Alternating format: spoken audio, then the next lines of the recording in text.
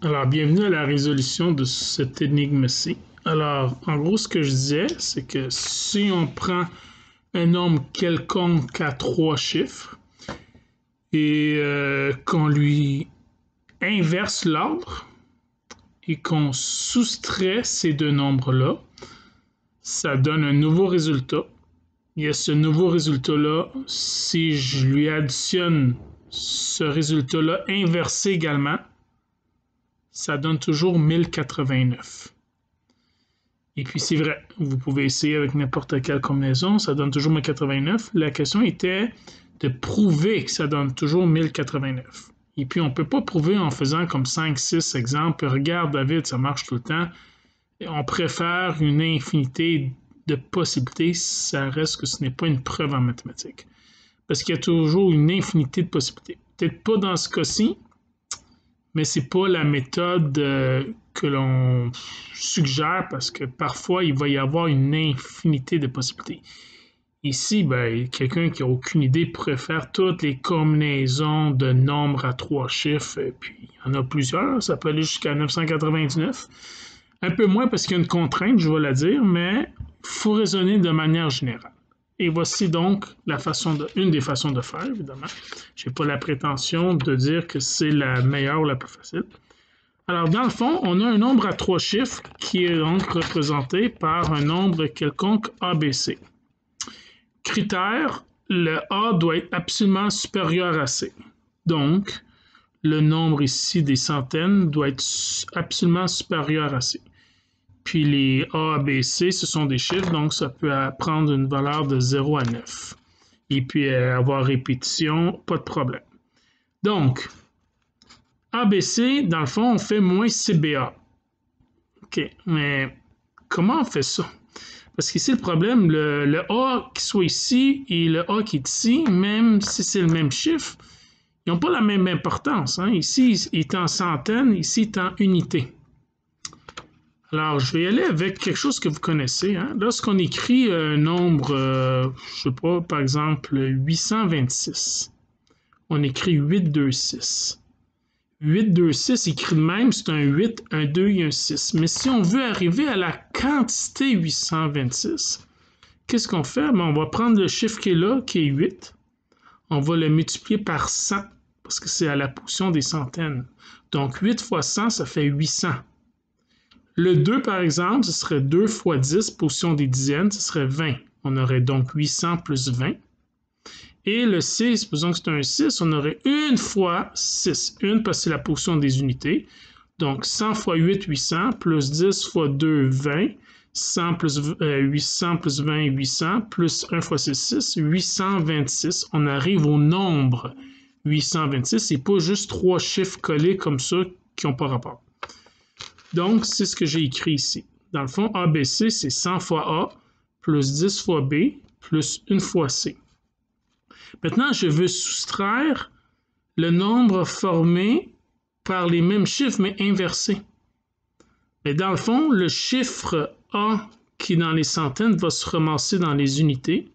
Et le chiffre qui était ici dans les unités, le C, va se ramasser dans les centaines. Le B reste à la même place. Tout ça en parenthèse, parce qu'il y a un moins, parce que j'enlève tout ça de la première ligne. OK. Bon, qu'est-ce qui se passe ici? Dans le fond, 100A moins 100C, c'est pas un problème. 10B moins 10B, c'est pas un problème. Le problème, c'est C moins A. Parce que si je respecte la contrainte de départ dans laquelle A est plus grand que C, donc le A est un chiffre plus grand que C, comment faire C moins A? Parce que C est un plus petit chiffre que A. Hein? Si j'ai un 6 puis un 8, dans notre résultat, on n'écrit pas un moins 2. Okay. Comment est-ce qu'on fait? D'ailleurs, je l'ai écrit ici, j'ai fait un petit exemple. Notre 826, et j'ai inversé pour faire 628. Qu'est-ce qu'on fait ici dans le 6 moins 8? Parce que c'est exactement ça qu'on a. On a un chiffre plus petit en haut et plus grand en bas. Alors, dans le 6 moins 8, ce qu'on fait, c'est qu'on va emprunter dans les dizaines, on barre le 2, il reste un 1, n'est-ce pas? Et on vient rajouter un 1 devant le 6. Dans le fond, il y a du monde qui font ça machinalement sans trop comprendre pourquoi on fait ça. Dans le fond, on a 6 unités moins 8 unités. On n'a pas assez d'unités pour retrancher 8. On va donc aider le 6, le pauvre 6 qui fait dur. On va l'aider en lui rajoutant 10. Mais ce 10-là, il faut bien qu'on aille le chercher quelque part. Ben, on va le chercher dans une de nos dizaines. On en avait 2, ça tombe bien. C'est pour ça que si j'emprunte une dizaine, au lieu d'en avoir 2, il y en reste juste 1. L'autre 1, vous allez voir d'où ça vient après. Pour l'instant, on a juste un 1. Mais on vient d'emprunter une dizaine. C'est comme si on a pris un billet de 10, puis on veut du change. On s'en va quelque part, on dit, tiens, un 10 piastres, donne-moi du change pour. Puis il dit, qu'est-ce que tu veux? Je veux 10 UR, 10 billets de 1, des billets ou des pièces, peu importe. Donc, on retourne dans nos unités, on en avait 6. On a 10 de plus, ce qui fait 16. Dans le fond, si on met 1 devant, c'est comme si on rajoutait 10 au chiffre qui est là. C'est pour ça qu'on met un 1 devant. Et donc, on peut faire la soustraction. Alors, c'est exactement ça que je vais faire. Je vais venir ici dans les dizaines, j'en avais B. J'en emprunte 1, il m'en reste donc B moins 1 dizaines, 1 de moins. Mais ça me permet d'avoir 10 unités de plus. Voyez-vous, au lieu d'en avoir juste C, j'en ai 10 plus C. OK, je peux faire la soustraction maintenant. Donc, dans mes unités, toujours avec un 1 entre parenthèses, j'avais 10 plus C moins A. 10 plus C moins A. Maintenant, il y a un problème ici. Dans mes dizaines, j'avais 10B moins 10B, ça allait. Mais là, j'ai 10 fois B moins 1 qui est inférieur à 10B. Je reviens à mon exemple. Ici, on se retrouvait à avoir un 1 moins un 2. Encore une fois, j'ai un billet de 10. Je dois enlever 2 billets de 10. J'en ai pas assez. Je m'en vais dans mes billets de 100. J'en ai assez, j'en avais 8. J'emprunte une centaine. Avec une centaine, vous allez quelque part, tu demandes chance, tu dis qu'est-ce que tu veux pour un billet de 100, je veux 10 billets de 10. Parfait, 10 billets de 10, j'en avais juste un. Je rajoute 10 billets de 10 qui est mon 100 que j'ai emprunté, fait qu'il m'en reste plus 8 mais juste 7. Fait que 1 que j'avais ici plus 10, ça fait 11. Pour ça qu'on rajoute un autre 1 au chiffre ici que l'on avait.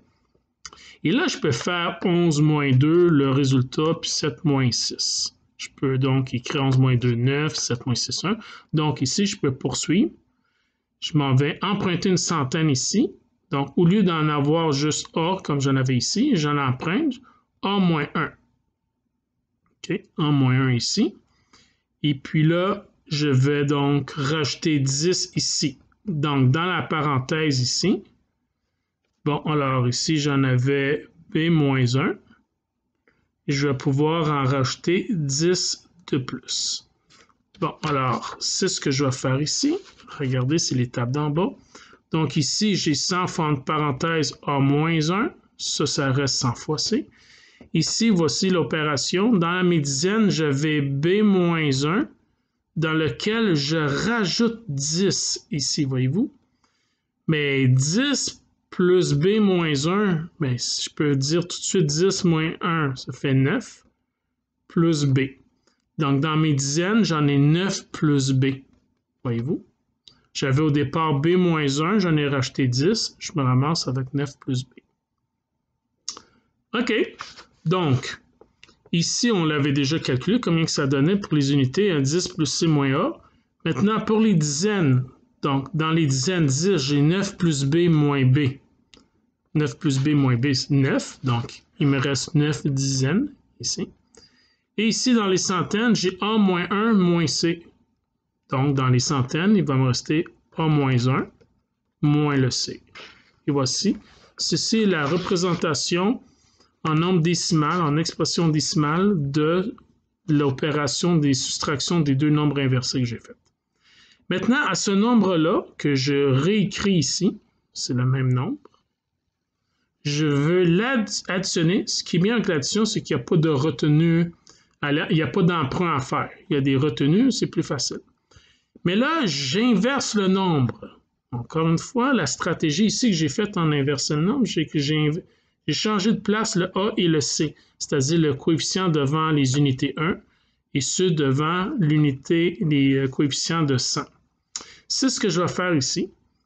Donc, pour la centaine, j'avais le A-1 ici. A moins 1 moins C. Dans l'unité, j'avais 10 plus C moins A. Voyez-vous ici? Donc, je vais reprendre ce nombre-là. Je l'ai écrit ici. Et je vais reprendre ce nombre-là en inversant les coefficients. Le A moins 1 moins C va se ramasser ici. Et le 10 plus C moins A va se ramasser ici. De la même façon que j'ai fait en haut. On a la même stratégie. Sauf que, bien évidemment, celui-là reste au même endroit et c'est le milieu. Ça reste au milieu. J'ai fait une addition. Donc, dans les unités, dans le 1, entre parenthèses, j'ai donc mon C ici plus C moins C. Ça va s'annuler. Et je vais avoir à un moment donné moins A plus A qui s'annule. Tout ce qui me reste, c'est un 10 moins 1. Et 10 moins 1, qu'est-ce que ça donne? C'est un 9 dans les unités. Dans les dizaines, j'ai un 9 plus 9, 18 dizaines. Et dans les centaines, j'ai un A, moins A ici, ça s'annule. J'ai un moins C avec le plus C qui s'annule. Et j'ai donc moins 1 plus 10 qui donne 9. J'en ai 9 dans les centaines. Donc, normalement, j'aurais dû avoir un nombre à 3 chiffres. Celui des unités est un 9. Pourquoi des unités? Parce que c'est celui qui multiplie le 1. Celui des dizaines, j'ai un 18, ce qui cause un problème parce que normalement, ça devrait être un chiffre, mais 18 n'est pas un chiffre, c'est un nombre à 2 chiffres. On va y revenir. Ici, dans les centaines, j'ai le 9. Alors, mon nombre à 3 chiffres devrait être 9, 18 entre guillemets, 9. Mais on ne peut pas avoir 2 chiffres pour une seule position. Alors, tout ce qui se passe, c'est que, bon, mon 9 reste un 9. Le 8, j'en ai comme 10 de plus qu'il faut, là. Je vais garder le 8, puis le 10, qui est dans le fond 10 dizaines de plus, ça représente 10 dizaines de plus, une centaine de plus. Donc, la centaine de plus, dans le fond, je vais la rajouter dans mes centaines. J'en avais 9. 9 plus 0, ça fait 10. Puis là, je me retrouve à avoir 10 dans la position des centaines. 10 centaines, c'est un millier, un billet de 1000. Donc, je dois absolument rajouter un autre chiffre ici.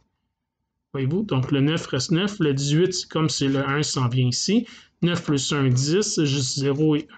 Réponse, un nombre à 4 chiffres, 1089, 1089. Et ça va toujours donner ça. Merci. Alors, j'espère que vous avez apprécié. Puis, on se revoit pour une autre énigme. Bye bye.